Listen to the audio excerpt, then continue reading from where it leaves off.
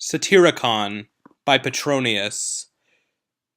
Puteoli, in Colpius, says, "Our professors of rhetoric are hag-ridden in the same way surely when they shout, 'I got these wounds fighting for your freedom, this eye I lost for you, give me a hand to lead me to my children.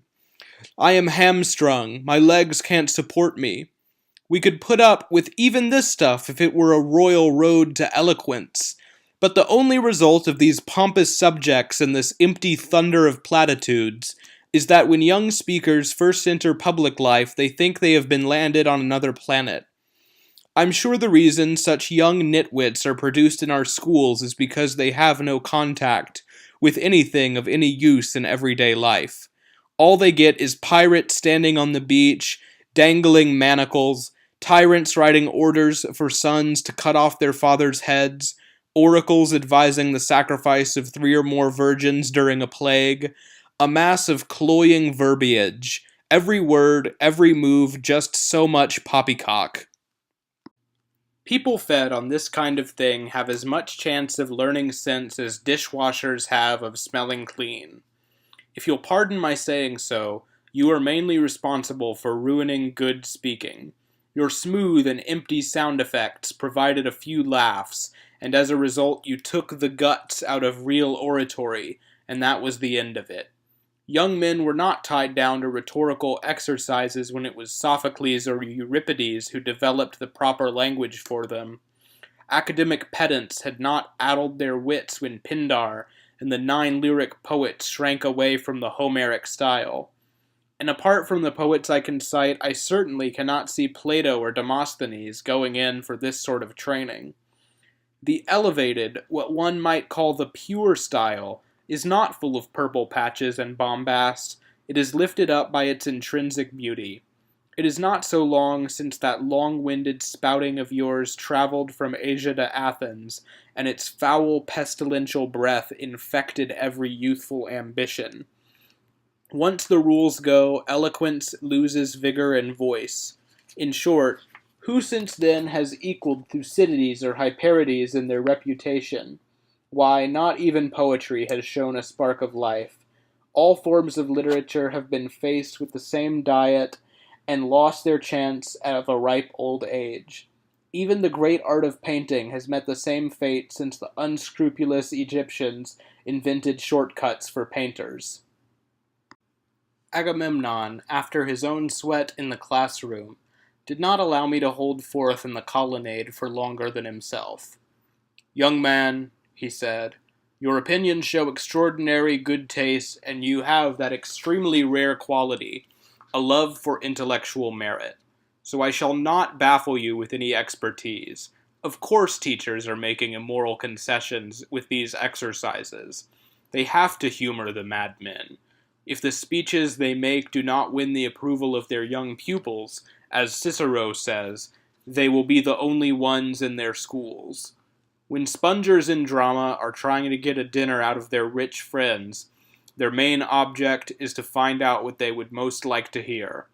The only way they will get what they are after is by captivating their audience. It is the same with a tutor of rhetoric. Like a fisherman, he has to bait his hook with what he knows the little fishes will rise for. Otherwise, he's left on the rocks without a hope of their biting." What's the answer?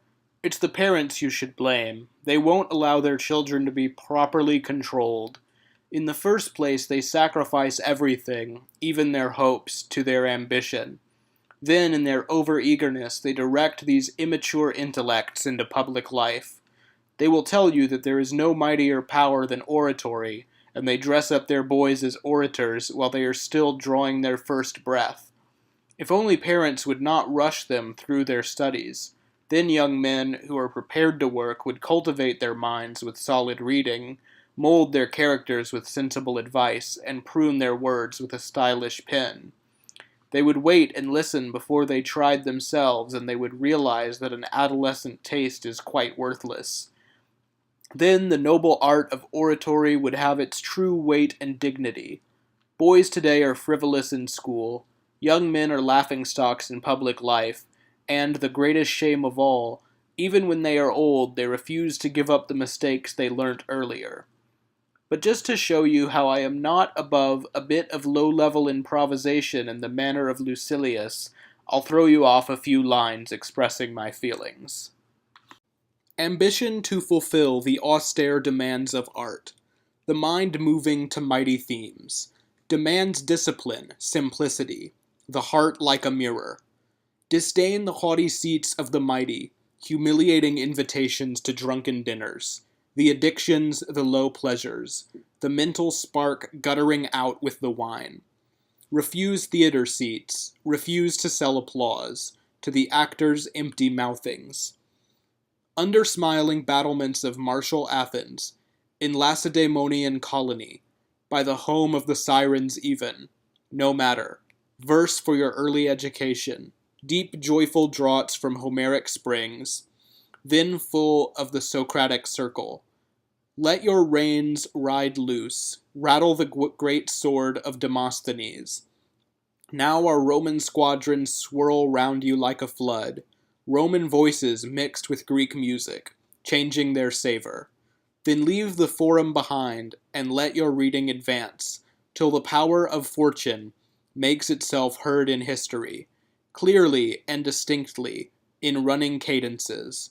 War's epic sounds should feast your ears. Shudder at the mighty orotundities of Cicero, who never lost a cause. This is the right armor of genius. Drink deep or taste not the Pierian spring. Only then pour out your heart. As I was listening carefully to him, I did not notice Ascletus slipping away, and while I paced about silenced by this flood of ideas, a huge crowd of students entered the colonnade. Apparently, they had been listening to an extempore declamation by whoever it was who had followed Agamemnon on the speaker's platform. While the young men were laughing at the points he made and picking to pieces the arrangement of the whole speech, I took the opportunity to slip away and started off hastily after Ascletus. But I was not paying much attention to the way I went, and I had no idea where our lodging was. Whichever direction I took, I came back to the same spot. Finally, worn out with running and dripping with sweat, I went up to an old woman selling fresh vegetables. "Excuse me, mother," I began. "I don't suppose you know where I'm staying, do you?" She was amused by my naive politeness. "Why shouldn't I know?" she said. She got to her feet and set off in front of me. I thought she was uncanny and followed her. And then, as we reached an out-of-the-way place, the kind old lady threw back a patchwork curtain and said to me, "This is where you must be staying." I was just telling her I did not recognize the place, when I caught sight of some naked old prostitutes and some customers furtively prowling up and down in the middle of them. Slowly, in fact too late, I realized I had been taken to a brothel. Cursing the old woman's tricks, I covered my face and began hurrying right through the whorehouse to the other side.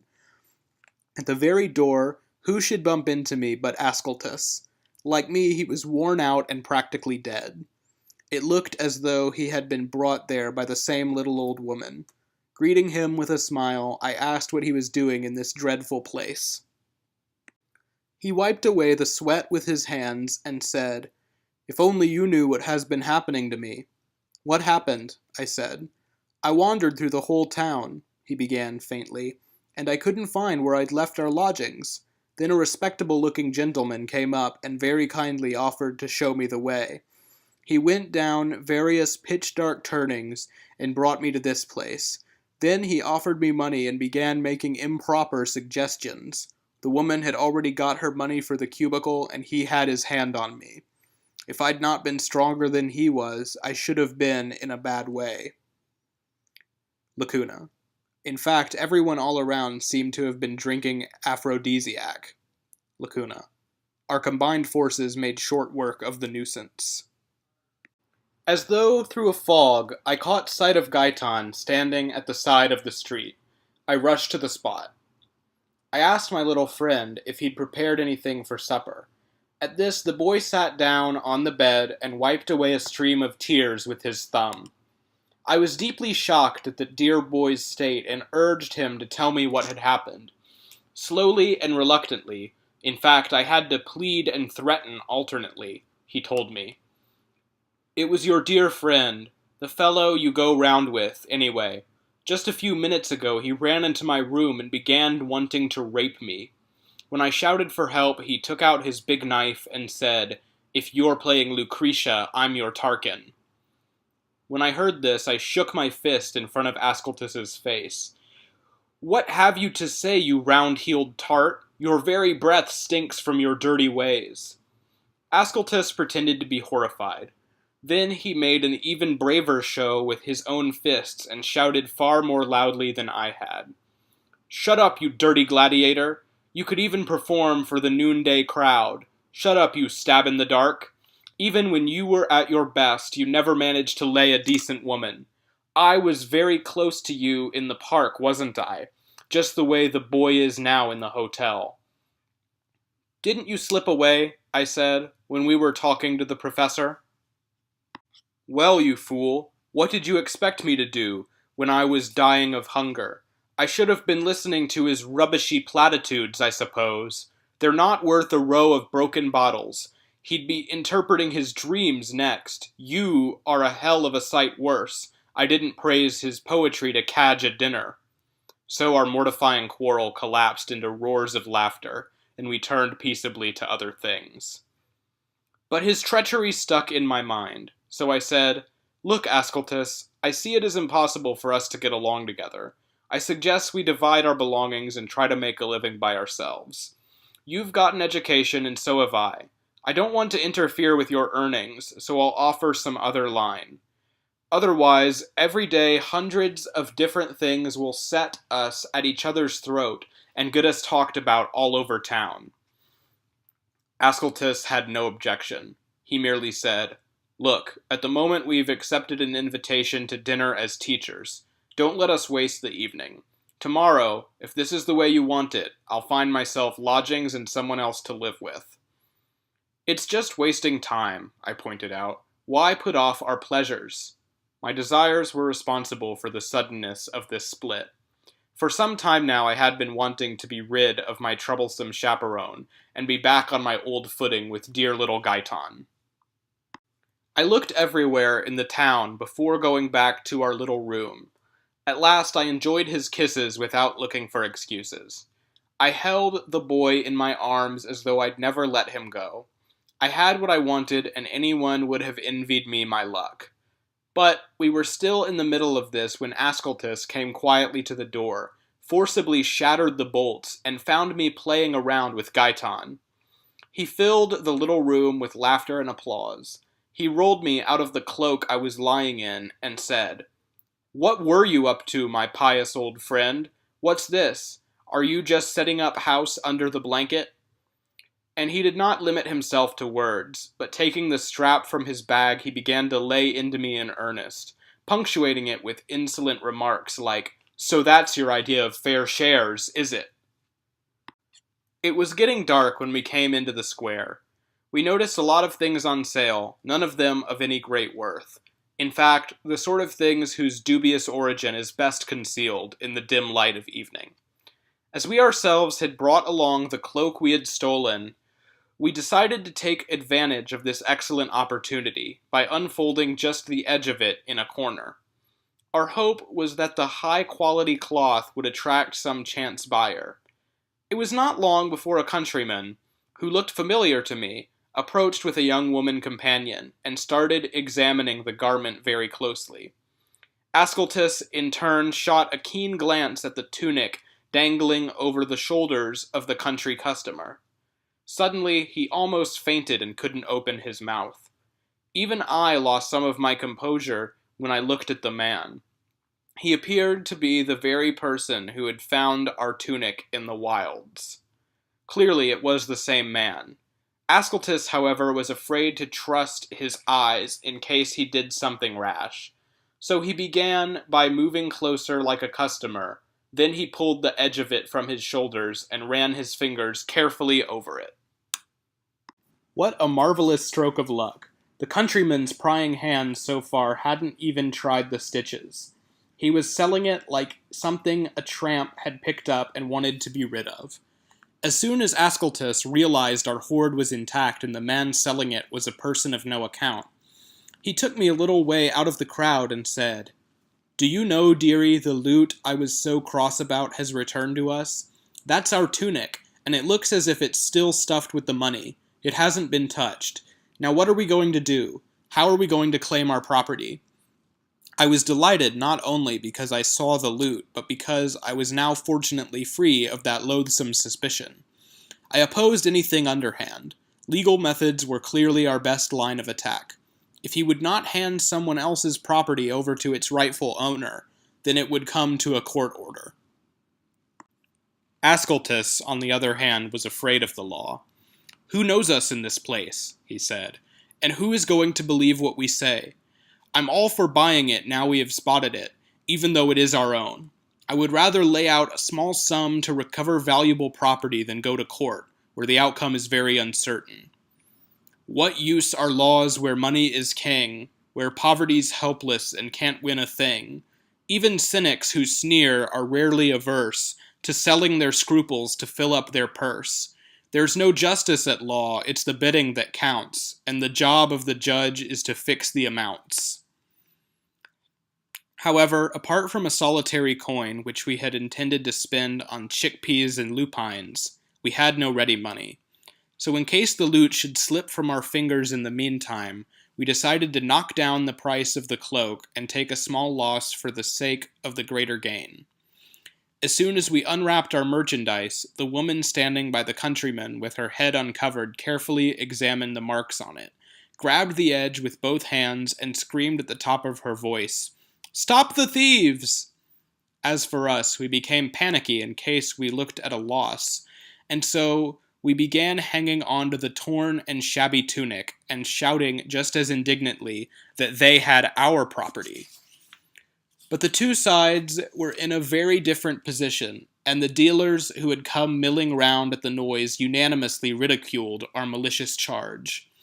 For they saw one side demanding back an extremely valuable cloak, while the other side was after a tattered old thing, which it would be a waste to use good patches on. Then Ascletus suddenly managed to quieten their laughter and get himself heard. "Everyone obviously likes his own things best. Let them give us back our tunic and take back their cloak."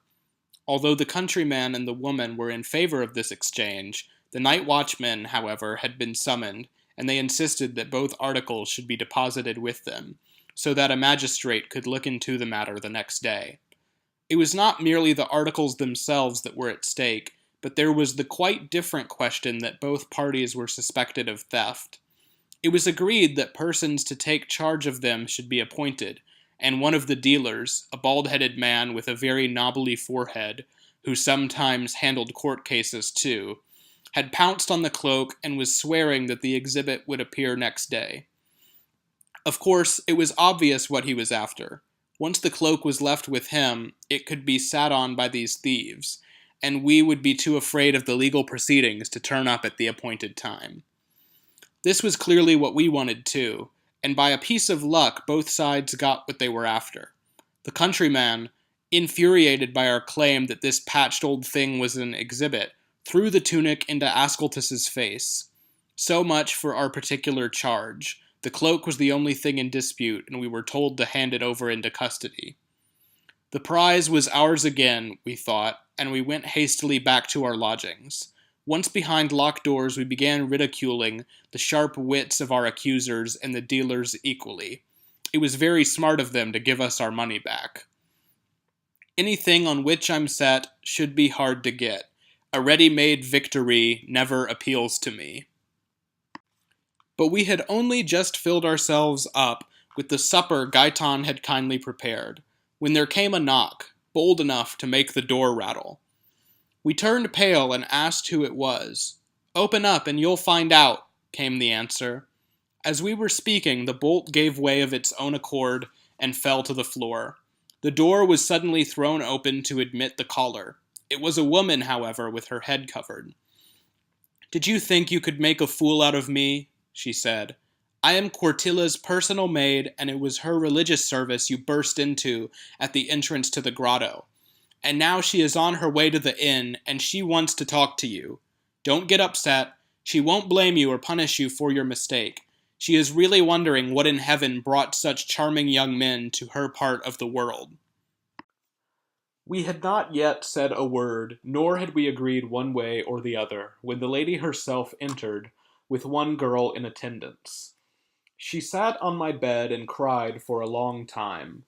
Not even this drew comment from us. In complete amazement we waited for this tearful show of grief to end. When the calculated storm of tears subsided, she uncovered her haughty head and wrung her hands till the joints cracked. "What monstrous conduct is this?" she said. "Where did you pick up such unimaginably criminal ways? Heaven knows I'm deeply sorry for you. You see, it's absolutely forbidden. No one has ever seen it without being punished, especially as our part of the world is so full of watchful powers that it's easier to run across a god than a man. And don't think I have come here for vengeance. I am more worried about your youth than my own injuries. Through sheer ignorance, I still believe this. You have committed an unforgivable sin. That very night I was full of unrest. I shivered with such a deadly chill, I was afraid it was an attack of fever.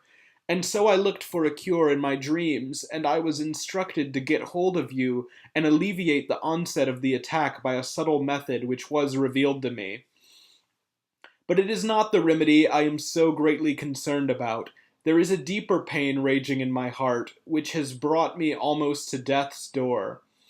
I am afraid that in your youthful recklessness you will be driven to make public what you saw in the shrine of Priapus, and let out to all and sundry the workings of the divine mind. So I throw myself at your feet, and I solemnly beg you not to make our nocturnal rites into a laughingstock, and not to spread abroad the secrets of centuries, secrets which hardly 3 people know about." After this moving plea, she again burst into tears. Shaking with great sobs, she pressed her face and bosom to my bed. I was torn between sympathy and fear. I told her not to be upset and not to worry on either score. No one would spread abroad her holy mysteries, and if the god had revealed to her some further cure for her fever, then we were ready to assist the divine providence, no matter what the risk to us. This promise made her more cheerful. She covered me with kisses, her tears turned to laughter, and she slowly smoothed the hair falling over my ears. "I'll make a truce with you," she said. "I withdraw my charges. Though if you had not been amenable about this medicine I'm after, there was a mob waiting for tomorrow to avenge my injuries and vindicate my honor. Scorn only scoundrels, pride makes its own laws, my passion is to go as I please. Even the wise man fights when offended, and the victor is merciful when the fight's ended." Then she clapped her hands and suddenly burst into such a peal of laughter that she frightened us. The maid who had arrived before her did the same, and so did the little girl who had come in with her.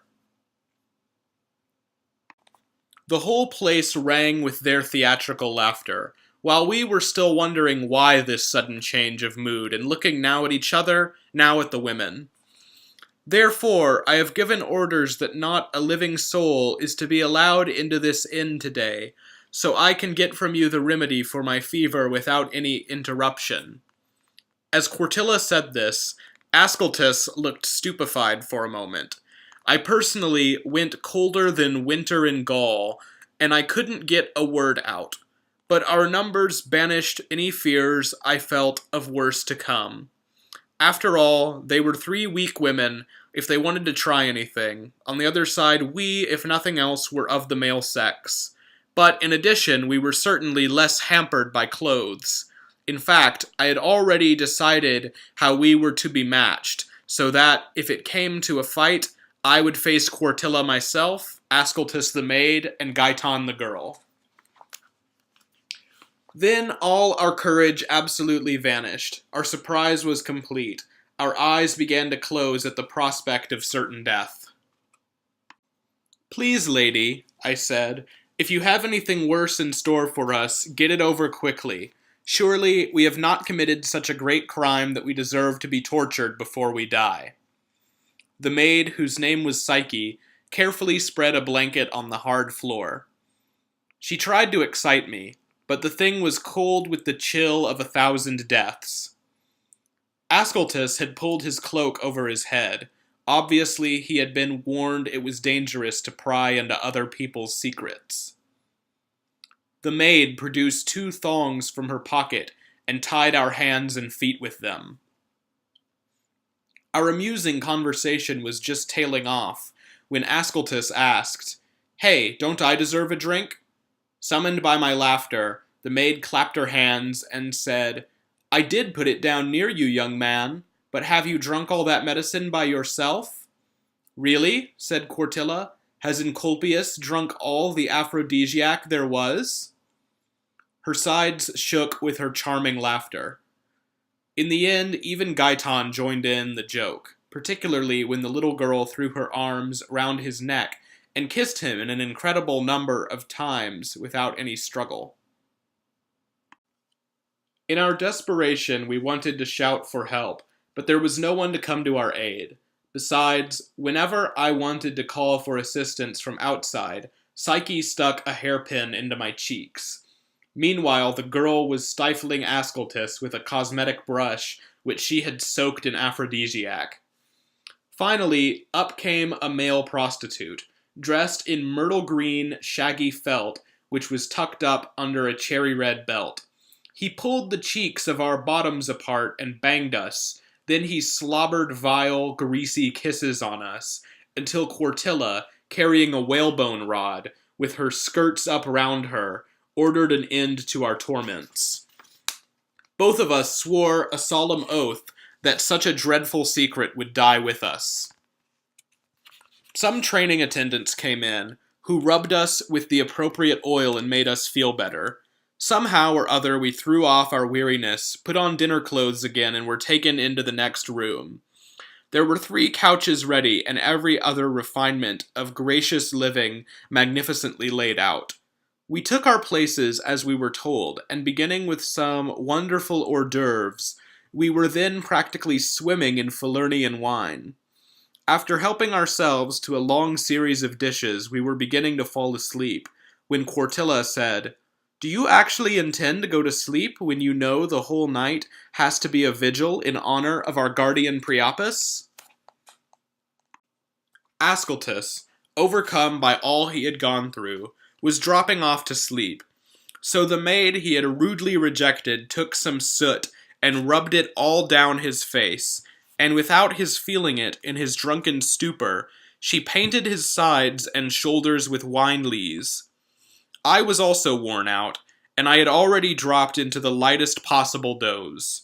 In fact, the whole household, indoors and out, had done the same. Some were lying here and there round the feet of the guests, others were propped up against the walls. A number stayed in the doorway with their heads together. The lamps were running out of oil too, and were casting only a dim, dying light, when 2 Syrians on the prowl entered the dining room. They began quarreling greedily among the silver and smashed a decanter they'd taken. Over went the table, silver and all, and a cup which was knocked off from quite a height cracked the maid's skull as she drooped over the couch. The blow made her scream, and she gave the thieves away, as well as waking up some of the drunken guests. The would-be thieves, realizing they were trapped, dropped side by side next to a couch. You'd have thought it was prearranged, and began snoring as though they had been asleep for hours. By now the butler likewise was awake and poured oil into the guttering lamps. The slaves, after rubbing their eyes a bit, had returned to their duties, and a girl with cymbals entered, and the clash of brass woke everyone up. The party began again, and Quartilla called us back to drinking, the songs of the girl with the cymbals adding to the conviviality. In comes a male prostitute, a low creature, and just what you would expect in that house. Cracking his fingers with a groan, he blurted out some verses of this sort. Pansy boys, come out to play. You've been cropped the Delian way. Young or old, there's room for you, and hope for roaming fingers too. Hips and bottoms waggle away. Pansy boys, come out to play. Once his lines were finished, he slobbered a filthy kiss on me. Then he even came on the couch and tried with all his strength to pull my clothes off. He kept working away fruitlessly at my crotch. Trickles of acacia pomade ran down his sweaty forehead, and there was so much powder in the wrinkles on his cheeks that he looked like a peeling wall in a thunderstorm. I couldn't keep my tears back any longer. I was in the depths of misery. Please, lady, I said, surely you ordered me a nightcap. She clapped her hands daintily and said, Oh, you clever man, you're bubbling over with native wit. Well now, hadn't you discovered that a pansy could be a nightcap? Then, in case my comrade in arms should get off too lightly, I said, Be fair, is Ascletus the only one at the table to have a holiday? Really, said Quartilla, let Ascletus have a nightcap too. Thereupon the prostitute swapped horses, and after making the changeover to my companion, pounded him with his buttocks and kisses. Gaiton was standing there while all this went on, and splitting his sides laughing. And Quartilla, catching sight of him, asked with great interest whose was the boy. I replied that he was my boyfriend. Then why hasn't he given me a kiss? Said Quartilla, and calling him to her, she pressed her lips to his. Then she slipped her hand into his clothes and felt his immature little tool. Tomorrow this will serve nicely as hors d'oeuvre to tempt my appetite, she said. For the present, I don't want any ordinary stuffing after such a nice codpiece. As she said this, Psyche came and laughingly whispered something in her ear. Yes, yes, said Quartilla. Thanks for reminding me.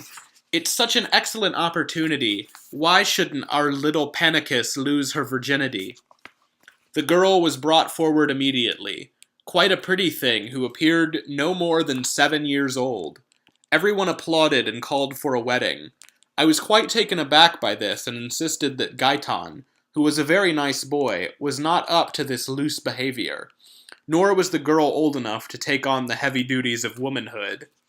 Really, said Quartilla, is she any younger than I was when I had my first man? Juno's curse on me, if I can even remember being a virgin. When I was a child, I played dirty games with boys of the same age. Then as the years went by, I turned to bigger boys till I reached maturity. I even think this is the origin of the proverb, if you carry the calf, you can carry the bull.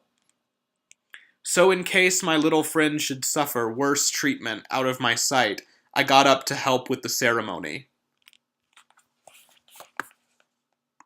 Psyche had already put a veil round the girl's head, and old Nightcap was leading the way with a torch. The tipsy women, still clapping, had formed a long line, and had fixed up a bridal chamber with draperies in the appropriate sacrilegious way.